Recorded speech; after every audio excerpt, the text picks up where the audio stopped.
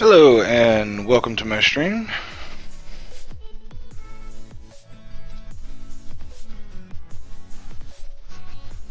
We will be doing a Snocrasher DrDG2 Auto-Smelter today. This is a non-tracked, completely silent electronic redstone super smelter. I'm doing a 17 bank version. I believe in his tutorial he does a 13 bank. And the reason I wanted to do this is to extend out the banks. This is a completely scalable design, so you can scale this out to 100 furnaces if you want, or 1,000, or however many furnaces you want, or you can even make it as small as you want. One of the first ones that I made of this design was only 3 furnaces. 1, 2, 3. So as you can see, it scales out infinitely very well. It also scales down small for personal uses. So you can imagine this whole thing would be like this big. And I've already gone ahead and set up my dropper tower, torch tower, my inputs. So this is fuel, and that is items to be smelted, and then this dropper chain loads everything upwards back into these chests over here. And I am playing in survival actually, but I have admin on this server, so I have /fly, and that's just to show you the insides and outsides and get you a better, clear view of this and how I set it up. Now, one of the problems that I ran into was the repeater design that he had. Let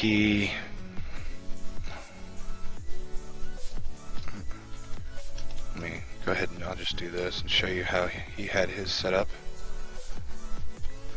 Okay.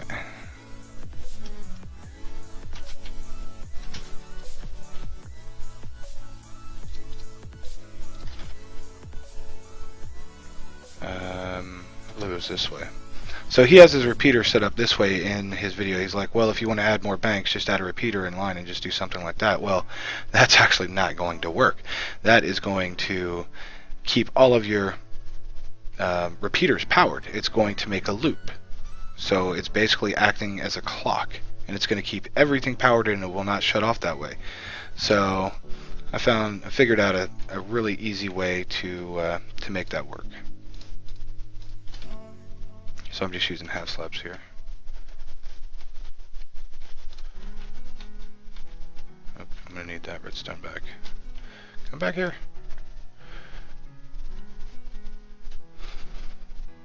Okay, see, we put a repeater right there. That way, I'll show you the flow of power.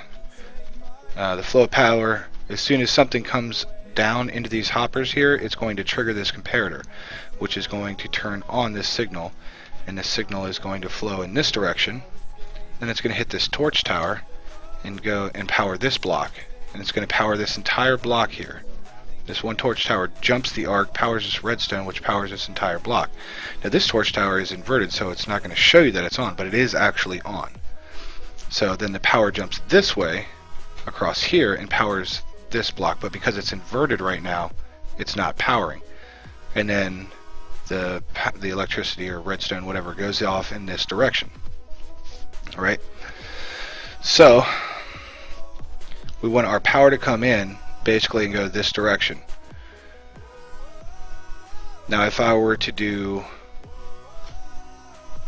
something like that, it wouldn't repeat the signal. The signal would stop about right here because that's 15, redstone is only 15 distance, so all of these would not turn on, which are the very beginning of your smelter, and it's not going to work that way. Your entire smeltery is not going to work like that.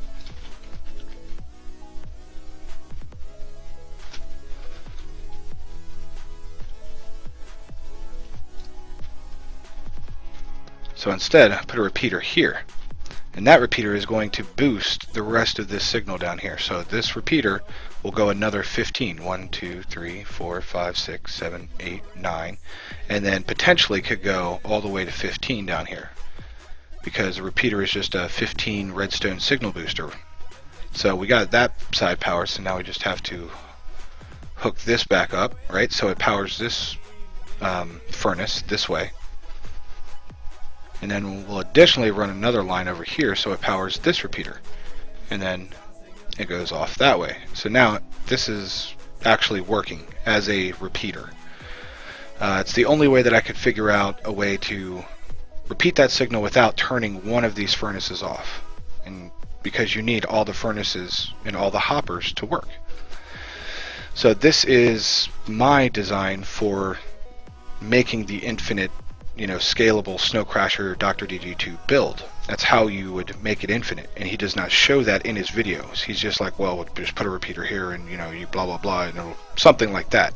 Well, the example that he showed, the something like that example that he showed, does not work. This will work. So every 15 furnaces, you would do one of these 3x3 squares basically, and just repeat this pattern. So let's say there's another 15. Let's just say these furnaces continue all the way out here. Then 15 later, you would do another 3x3 square. So this is your booster station, signal booster station, coming in here and then shooting that signal back down there. And that way everything gets powered. And the same thing on the other side. So you got this side, which is boosting this signal coming in that way, and then that will power all of these way down here as well.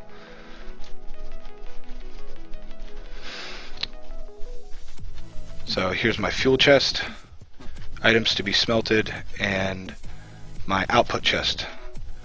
Now the output from the furnaces comes out, and he's just got one chest sitting right here for your output items.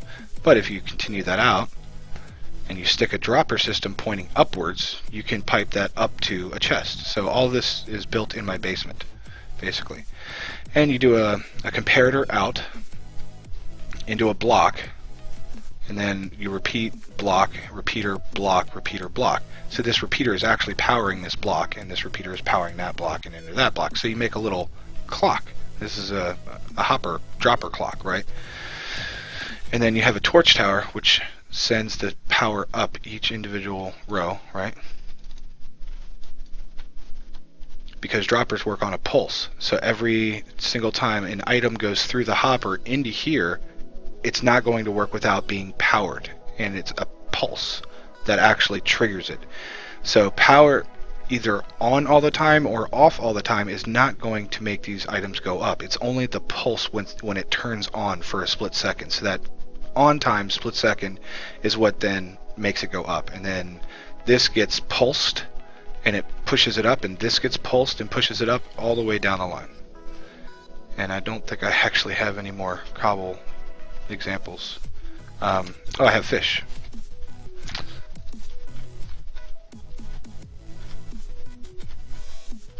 Which I don't know what happened to my fish. Okay, so we have our items to be smelted in here, so I'll just put it in the chest from below. Okay. Wait, did I do that right? Shit, I put it in the wrong one, didn't I?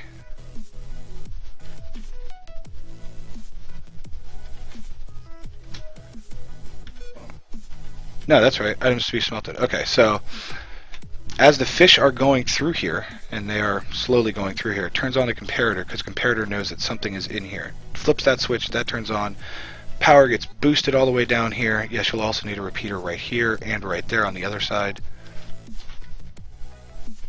Now you see that pulse? And that turns off.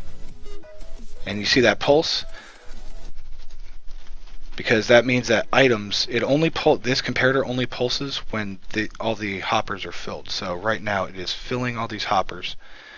The hoppers are locking, and it's going bloop, bloop, bloop, bloop, bloop, all the way down this line. And then when an item gets into this one, this comparator turns on, and it sends power all the way back down this row, which then pulses and unlocks the hoppers, and then everything in each hopper drops straight down. For one split second, it drops straight down and into the furnace, and then it will drop straight down into the furnace. So that's how that works. I've figured out not just how to replicate it from the Snocrasher DG2 video, but now I know actually how it works. So I'm learning some redstone here, so that's pretty cool. So a locked hopper will flow items straight, but if it's unlocked, then it will flow items down. So I was having a problem at first when my redstone wasn't hooked up right. All the items would just go into this first one. They would never actually go to the second one. And it's because I didn't have my comparator set correctly and my repeater set. It is imperative that the signal is boosted if you have more than 15 furnaces. I have 17 furnaces. It's because it's very important that the signal gets all the way down to here and then down to here, and continues on and continues to work, continues to function. So I'll do this one more time. I'll just put a stack of fish in here, and now that fish is going all the way bloop bloop bloop. It's dropping all the way here, and when it gets to the end, it's going to power that hopper or power that comparator for a split second. It'll just pulse, and when that pulses, everything in all these hoppers drops down one hopper, which then drops into the furnace. So that's how all of this works. This comparator is actually ensuring that there is something in this last hopper, that this chain is being fed all the way to here, and when it gets here, this comparator sees that there's an item in here, flips a switch on and off real quick, which pulses and drops everything. It's like a big trap door. Everything in all these hoppers gets flushed. So it's like a big hopper toilet system kind of. And then it just repeats over and over and over. And the same thing goes with the fuel system. The fuel side is designed exactly the same. So that way you get even distribution of fuel as well. So the fuel will go all the way down to this last hopper. It'll turn that comparator on, and then it will flush each individual hopper down to the next one, which goes into the side of the furnaces down here.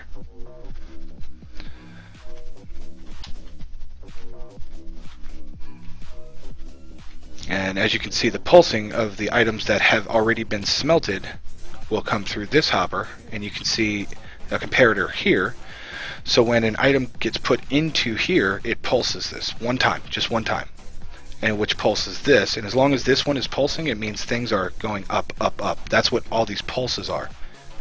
For every pulse, it goes up one. Pulse up, pulse up, pulse up. And now that they're all on and not pulsing, it means that there's no items currently going through the system. But I can see the furnaces are still on, so it should still be piping stuff in there eventually. So let's go see why these furnaces are still on. See, that happens sometimes, and I'm not sure why. They just keep burning. So we'll do it one more time, and I'll show you from the other side. And raw fish. Boom. As soon as the fish comes down here, it turns this comparator on, which powers the system for even distribution. So you can move these hoppers around anywhere you want to pipe to your chests. And the same thing with the dropper system, which is what I've done. Now Snocrasher does not cover that, or DrDG2 does not cover that. He only covers the smelter. He doesn't say how you're supposed to pipe it to wherever chest you want it to go. And this makes for a really clean install. Yeah, so I'll go up and I'll show you that.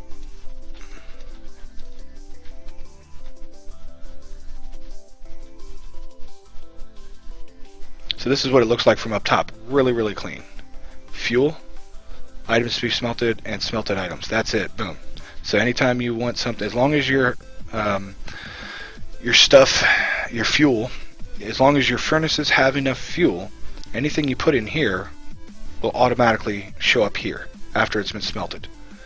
Really, really simple. So I put items to be smelted in here, which would be my fish, and eventually I'll take out all of my cooked fish.